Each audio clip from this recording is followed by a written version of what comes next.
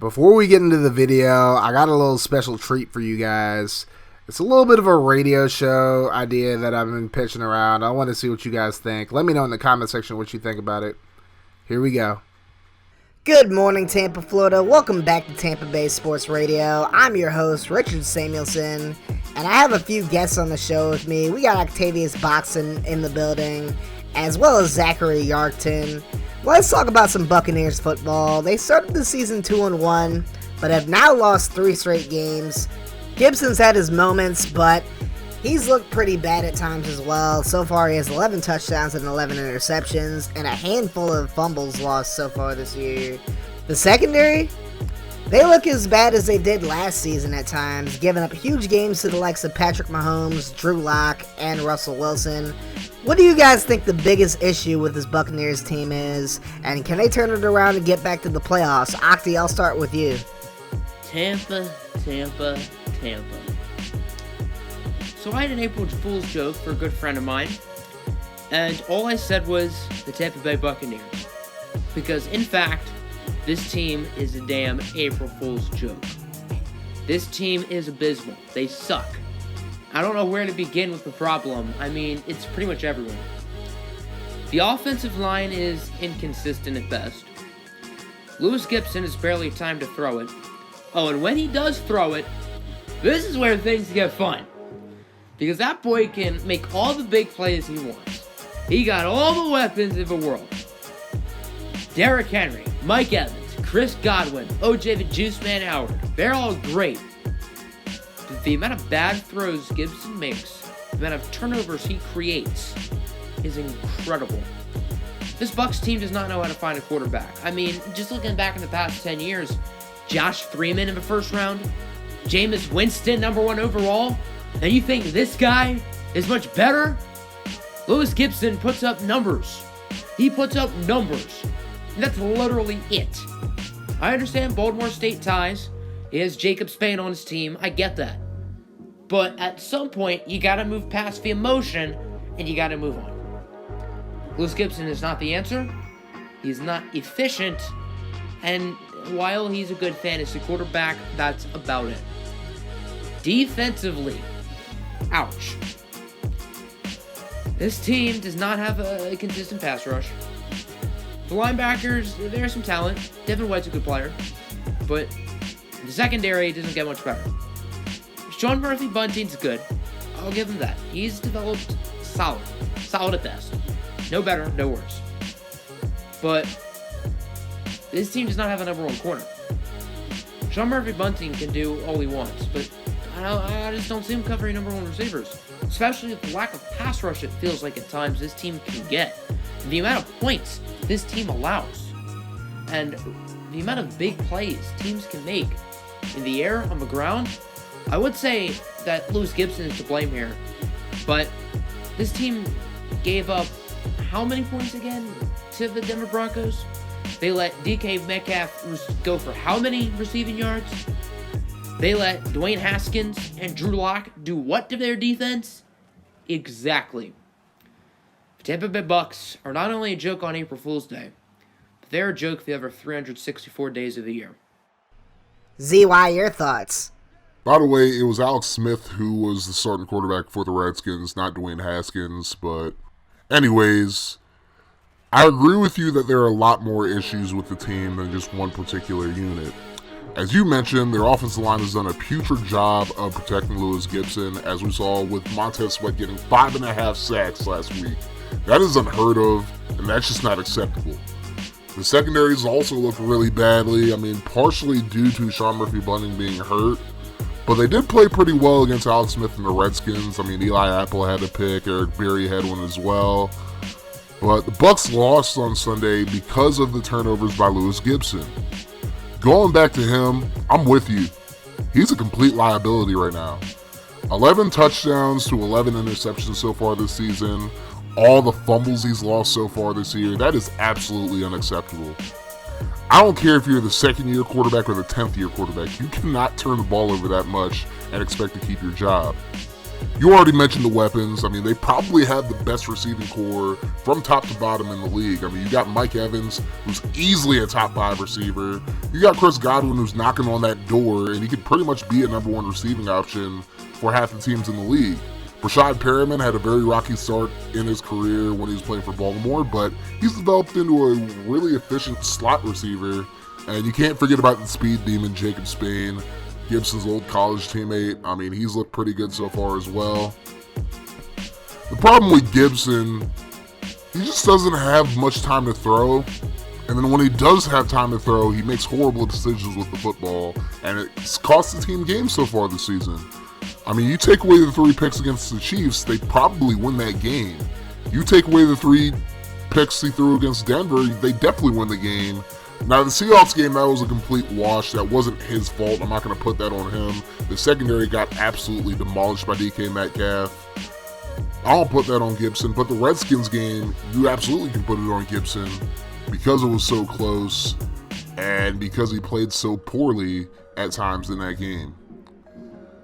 I mean, he's essentially cost the team a chance to be 5-1 right now.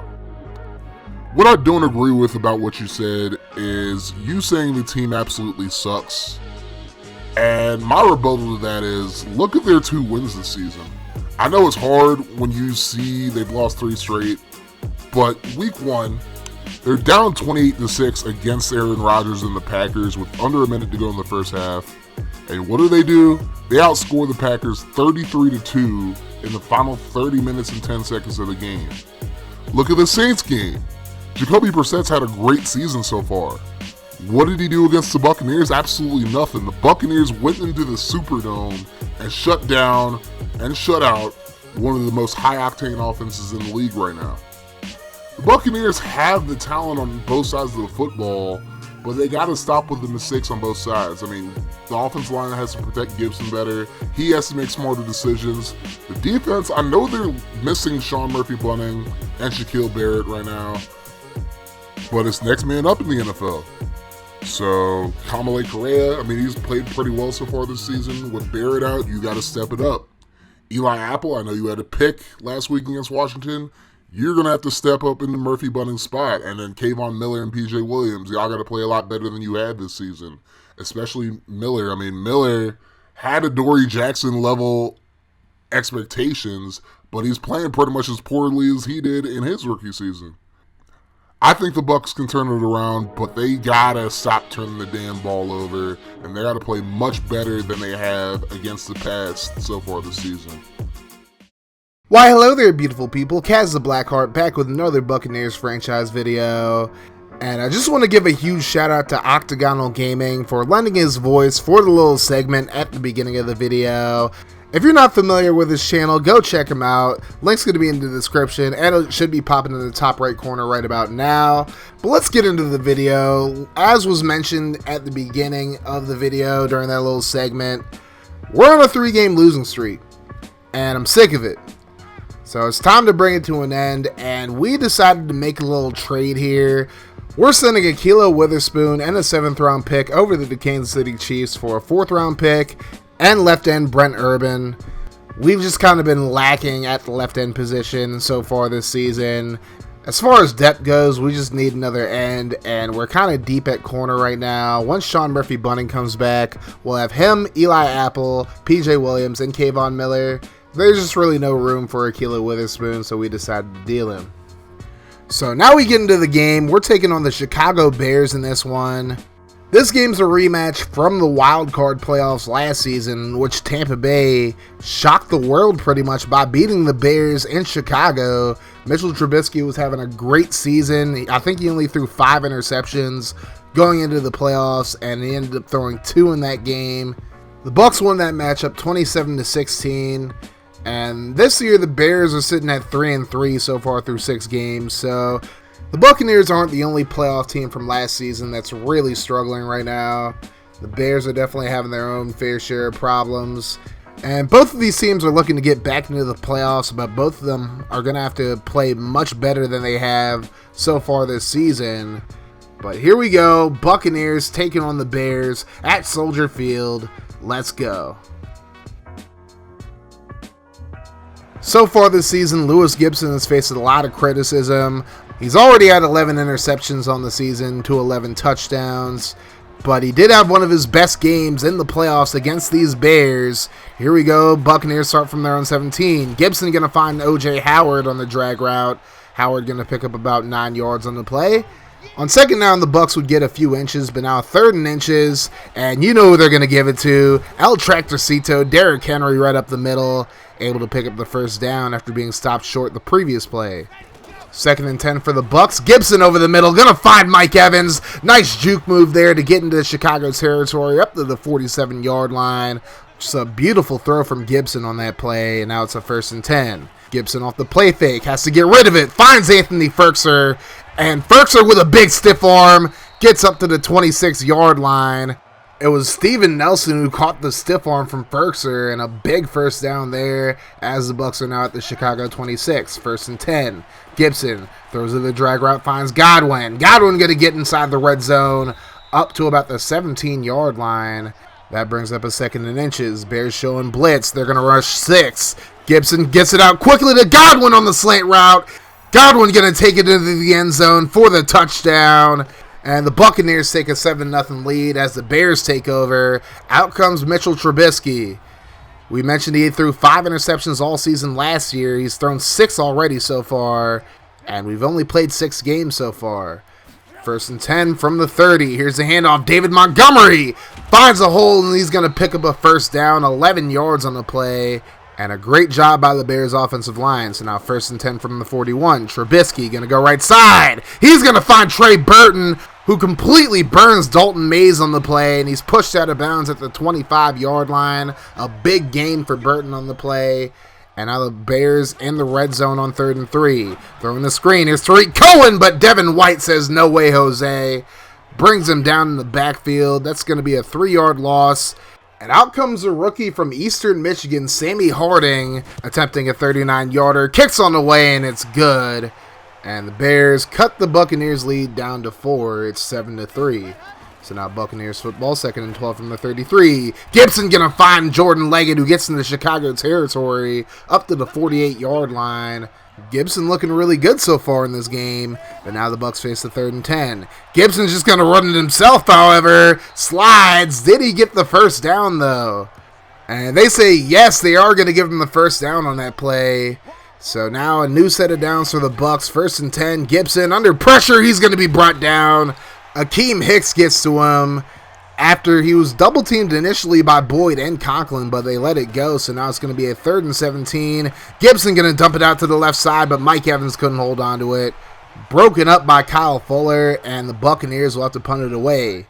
The Bears get pinned inside their own 10. Now it's a 2nd and 11 from the 7. Trubisky on the play fake. Levante David not fooled. He's going to get the sack. Came on the blitz and came completely untouched. And now the Bears face the 3rd and 18. And what are they doing here? We got to talk about this one real quick, guys. It's 3rd and 18. You're at the 1-yard line, and you run a screen pass? Literally no offensive coordinator is ever doing this. Straight up. EA, y'all got to fix this, man. This is getting a little ridiculous. But anyways, the Buccaneers take over at their own 25. 9-3 now as Derrick Henry's brought down in the backfield by Eddie Goldman. Henry really struggling so far in this game. And now the Bucs face a 3rd and 13. Gibson rolls to his right, throws across his body, finds O.J. Howard. He's going to be well short of the first down marker. Mason Foster able to bring him down.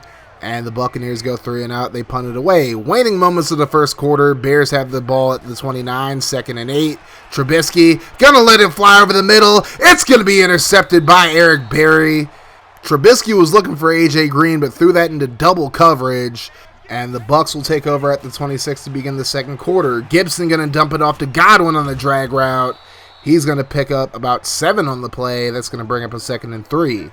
They move a little closer on 2nd down to make it a 3rd and inches, and it's Derrick Henry time. Just run it right up the middle with him. You can't go wrong. He picks up the first down. And now the Bucs face another 3rd down from the 39. Gibson in the shotgun. Looking to the right. Fires it, and he finds O.J. Howard on the wheel route. He gets up to the 46-yard line, and it's a new set of downs for the Bucs as they're into Chicago territory. Gibson gonna go left side, finds Perriman. He makes the grab, and he's gonna be pushed out of bounds at about the 20-yard line. A dirty stiff arm there, as the Buccaneers look to extend their lead now. 1st and 10. Gibson under pressure, gets it away, finds Jacob Spain, gets a block downfield, and he's gonna get into the end zone for the touchdown. O.J. Howard with the lead block on that play, taking Duke Shelley out of the play. And Spain was able to do the rest with his speed, just burning the Bears defense. And the Buccaneers gonna go for 2 to make it a 14-point ball game. Gibson under center, 3 receivers to the right. He's gonna roll to his left. He's just gonna take it in himself. And it's 17-3 Buccaneers as the Bears take over. And they really need a touchdown on this drive to get back into this game. 1st and 10. Tariq Cohen gets great blocking in front of him. He's gonna get a big gain up to the 48-yard line. It's a 23-yard gain for Cohen on the play.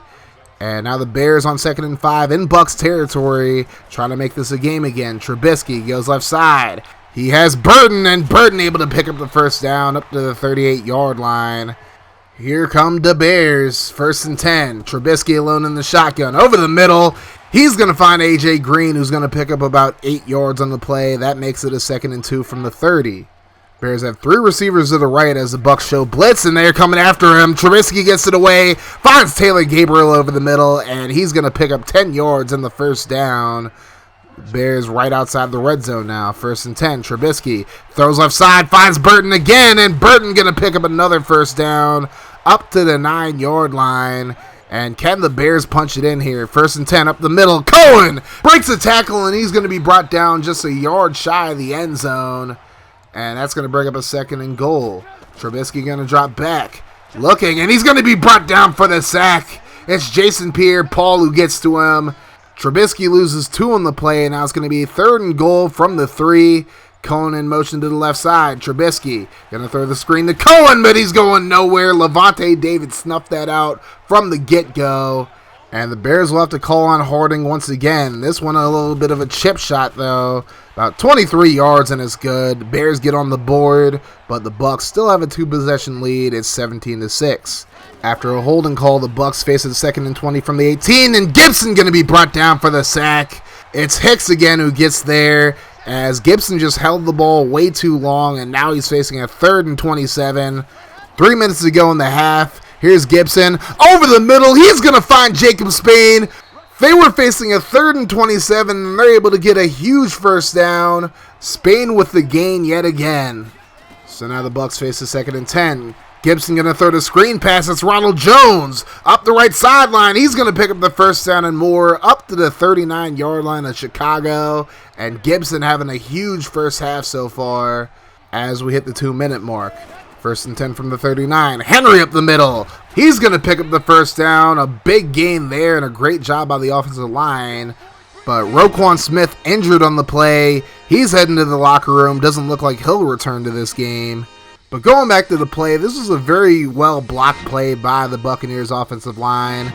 And it was pretty much just a bread and butter running play for the most part. No crazy blocking schemes. We just get double teams on both defensive linemen to the backers.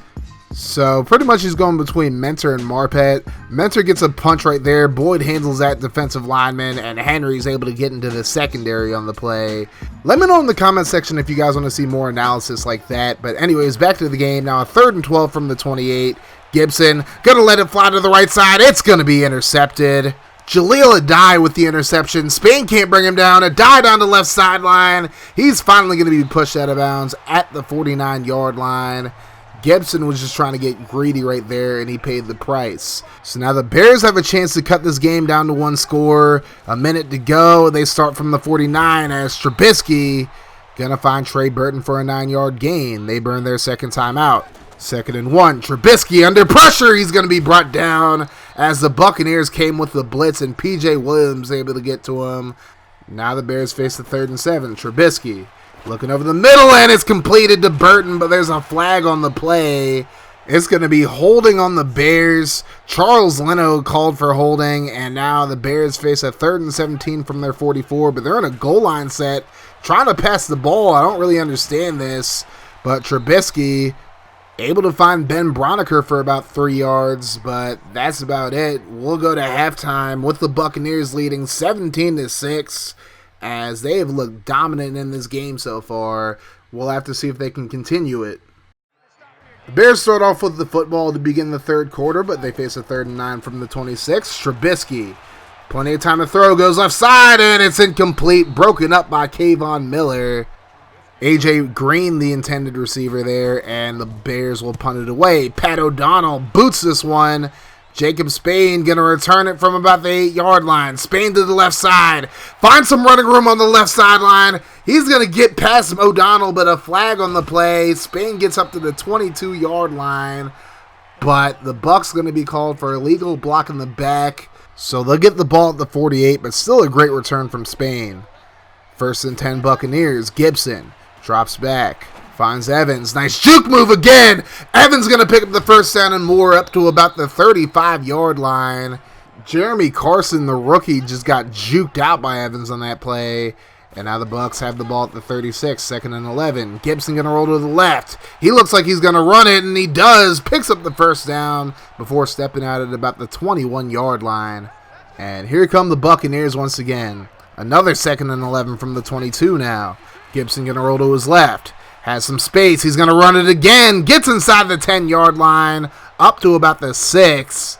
And it's 1st and goal to go for the Buccaneers. Now 2nd and goal. Derrick Henry on the counter. Gets some blocks. He's going to get into the end zone for the touchdown. A 6-yard run on the play. And the Buccaneers extend their lead as we take another look at this one. It's just your basic counter trade pretty much, where the play side just completely blocks down. You got Leggett going after the safety. Marpet goes after the 3 technique. And then Mentor's going to go for that backside linebacker. You got Boyd just taking out the man on him. And then on the right side, you got Conklin and Lavos pulling to the left side. You got Conklin taking out Leonard Floyd. And then Lavos is going to go for Joel Igbaniwi, who's actually into the game for the injured Roquan Smith. Leonard Floyd's going to do his job right here by containing inside. Igbaniwi, however, just kind of makes Lavos' job a lot easier by blitzing the B gap. As you're going to see, he's going to come crashing in. Lavos is going to clear him out. And Derrick Henry has an easy touchdown on his hands. So the Bucs take a 3-possession lead. It's 24-6 now. As the Bears look to get something going here. 1st and 10, they're going to hand it off to Cohen. He has a wide open lane. And Cohen finally going to be brought down at about the 43-yard line. Eli Apple saves a touchdown there, but the Bears back in Bucs territory. 3rd and 10 from the 43. And it's a screen pass to Cohen. He's going nowhere. Levante David able to bring him down, and the Bears will try a long field goal. Out comes Harding again. He's going to miss it short, and here comes Jacob Spain trying to take this to the house. But he's going to figure out that he probably should have just nailed it or not returned it at all, as the Bucs get worse field position than they would have had they just let that be a miss.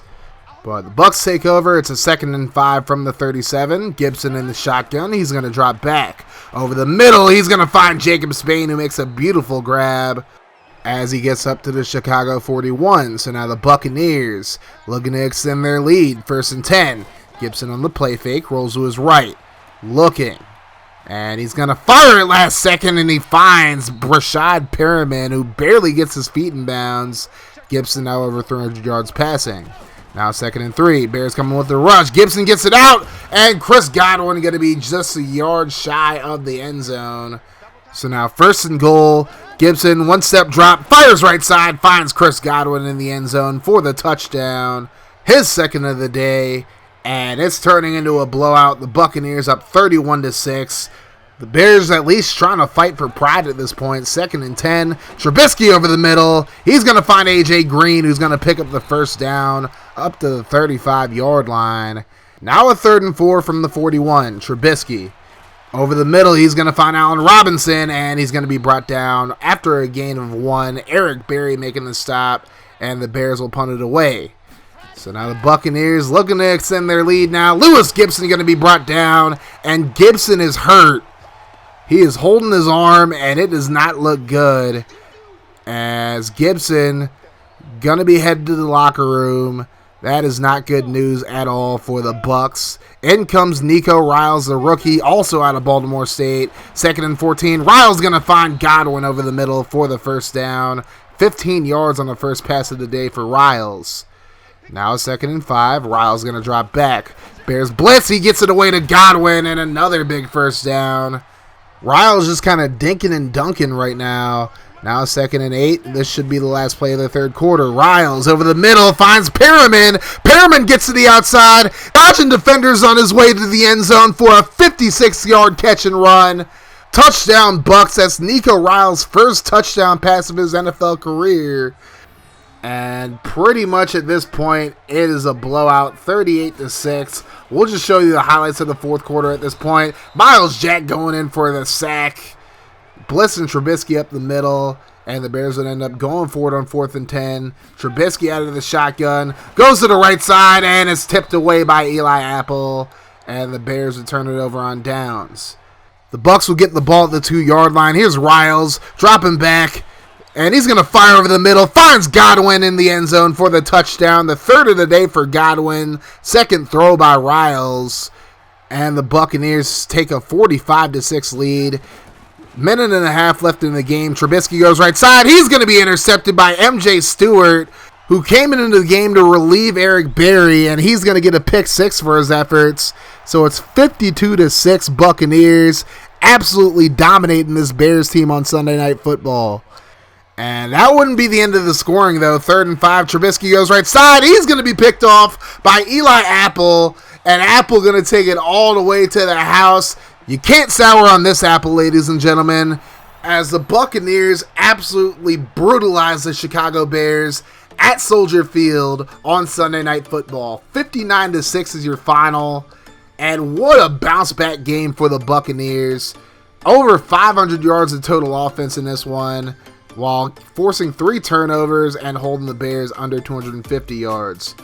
Although it is a Pyrrhic victory, as Louis Gibson went 22 for 32, 315, 3 touchdowns, 1 pick, was injured in the game. We'll have an update on him next video. Nico Riles went 11 for 12 in relief, 120 yards and 2 touchdowns. Very good job by both of these gentlemen, and hopefully Gibson can come back soon. It wasn't a very good day for Derrick Henry. He only had 31 yards on 20 carries. He did have a touchdown, though. Gibson with 41 yards on the ground. Godwin with 36, actually. Ran a lot of reverses towards the end of the game. Godwin had 16 catches for 107 yards and 3 touchdowns in this one. Perriman had 106 yards and a touchdown as well on 3 receptions. That was mainly from the 59-yarder, however. And Spain also had a touchdown as well, 73 yards and 3 catches for him. Dylan Boyd had a rough game, gave up 3 sacks. Akeem Hicks really gave him the work in this game. But defensively, I think this game was definitely comparable to the Saints game in Week 3, as we had an amazing game defensively, and Trubisky just never really felt comfortable at any point in this game for the most part, and you definitely got to give the defense credit for doing that. This was a much-needed win for this team.